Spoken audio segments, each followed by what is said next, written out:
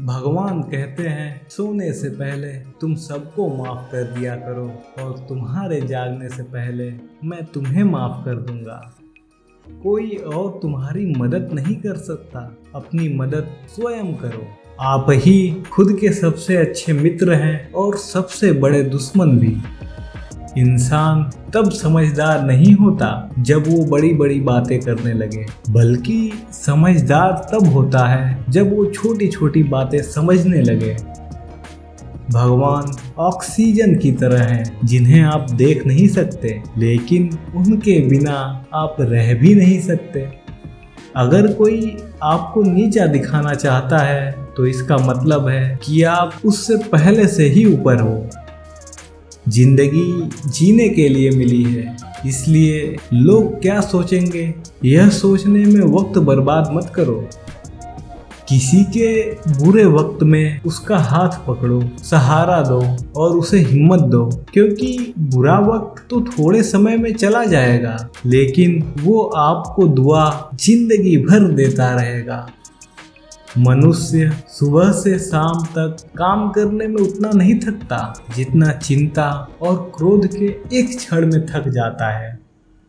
संबंध परमात्मा से अच्छे बना लो तो तुम्हें किसी की जरूरत नहीं पड़ेगी और तुम खुद सबकी जरूरत बन जाओगे।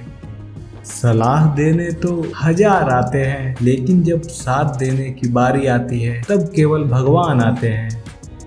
सिर्फ दो ही चीजें मनुष्य के भाग्य का निर्माण करती हैं। पहला, आपका स्वभाव। यदि आपके स्वभाव में अच्छाई है, विनम्रता है, गुण है, तो आपका भाग्य चमकेगा।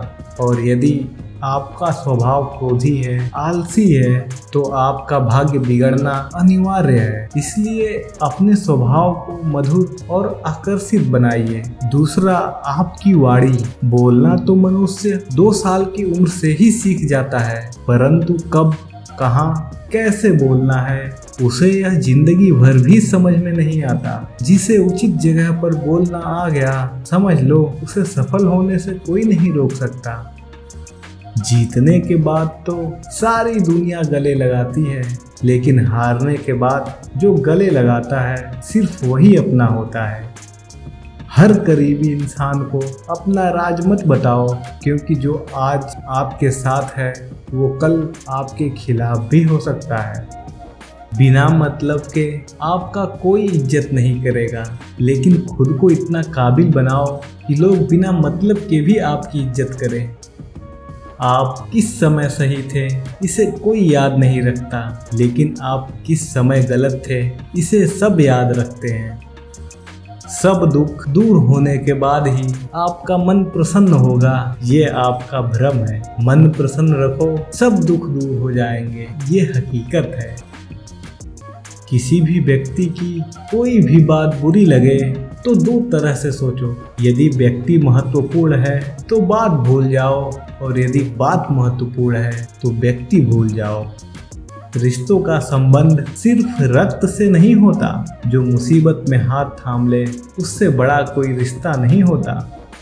भगवान कहते हैं तुम सब कुछ मुझ पर सौंप दो, सारा दर्द, परेशानी, और बिल्कुल हल्के होकर मुझे याद करो। धीरे धीरे तुम्हारा जीवन खुशियों में बदल जाएगा। हर रोज रात को सोने से पहले भगवान को अपनी दिनचर्या बता के सोएं। अगर आपके द्वारा किसी का दिल दुखा है तो मन ही मन उनसे माफ़ी मांगें, और अगर आपका किसी ने दिल दुखाया है तो उन्हें माफ़ करके सारी चिंताएं भगवान को सौंप कर सो जाएं। यकीन मानिए, इससे आपकी ज़िंदगी खुशनुमा बन जाएगी। क्रोध से बोला एक शब्द इतना जहरीला हो सकता है कि आपकी 1000 प्यारी बातों को 1 मिनट में नष्ट कर सकता है। सबको हंसाना, लेकिन किसी पर हंसना मत। सबके दुख बांटना, लेकिन किसी को दुखी करना मत। सबके राह में दीप जलाना, लेकिन किसी का दिल जलाना मत। यही जीवन की रीत है, जैसा बोओगे वैसा ही पाओगे। दुआएं और प्रार्थना असंभव को भी संभव बना देती हैं। ईश्वर को न तो हमारे तन की जरूरत है न धन की, उनको तो बस पवित्र मन की जरूरत है। इसलिए वो हमें कुछ भी छोड़ने के लिए नहीं कहता, बस कहता है बच्चे मन से विचार छोड़ो, गंदे विचार छोड़ो। जो आने वाला है वो हमेशा गुजरे हुए कल से बेहतर होगा। यही एक सोच आपके जीवन में कभी निराश नहीं होने देगी। झूठ भी कितना अजीब है, खुद बोलो तो अच्छा लगता है और दूसरे बोले तो गुस्सा आता है। खुशियाँ चाहे किसी के साथ बांट लो, पर गम हमेशा भरोसेमंद इंसान के साथ ही बांटना चाहिए। जीवन में समय चाहे जैसा भी हो, परिवार के साथ रहो। सुख हो तो बढ़ जाता है और दुख हो तो घट जाता है। सच्चा मित्र वही है जो उस समय भी आपके साथ खड़ा हो जब सारी दुनिया आपके खिलाफ हो। आपके पास जितना भी है उसके लिए बार बार दिल से धन्यवाद कहें, हर वक्त कहें। यकीन मानिए जितना भी है वो बहुत जल्द कई गुना हो जाएगा। प्रार्थना और ध्यान इंसान के लिए बहुत जरूरी है, क्योंकि प्रार्थना में भगवान आपकी बातें सुनते हैं और ध्यान में आप भगवान की बातें सुनते हैं। श्री कृष्ण से कितना कुछ छूटा, पहले माँ छूटी, फिर पिता छूटे, फिर जो नंद यशोदा मिले वे भी छूटे, संगी साथी छूटे, राधा भी छूटी, गोकुल छूटा, फिर मथुरा छूटी। श्री कृष्ण से जीवन भर कुछ न कुछ छूटता ही रहा। नहीं छूटा तो देवत्व, मुस्कान और सकारात्मकता। श्री कृष्ण दुख नहीं उत्सव के प्रतीक हैं। सब कुछ छूटने पर भी कैसे खुश रहा जा सकता है, यह श्री कृष्ण से अच्छा कोई नहीं सिखा सकता। इसलिए हमेशा खुश रहें, सदा मुस्कुराते रहें। जीतने का मजा भी तभी आएगा जब लोग आपकी हार का इंतजार करेंगे। यदि कोई आपको अच्छा लगता है तो अच्छा वो नहीं, अच्छे आप हैं, क्योंकि उसमें अच्छाई देखने वाले गुण आपके पास है। अपनी पीड़ा के लिए संसार को दोष मत दो, अपने मन को समझाओ। तुम्हारे मन का परिवर्तन ही तुम्हारे दुखों का अंत है। सोच और नीयत अच्छी रखिए, फिर आपके कष्ट प्रभु स्वयं दूर कर देंगे। याद रखना, भगवान से कभी उम्मीद छोड़ना नहीं और दुनिया वालों से कभी उम्मीद रखना नहीं। सुख दुख एक ही सिक्के के दो पहलू हैं। जहाँ सुख होगा वहाँ दुख भी होगा और जहाँ दुख होगा वहाँ सुख भी होगा। इसलिए सुख दुख के बारे में बिना सोचे निरंतर अपने लक्ष्य को प्राप्त करने के लिए प्रयास करते रहना चाहिए।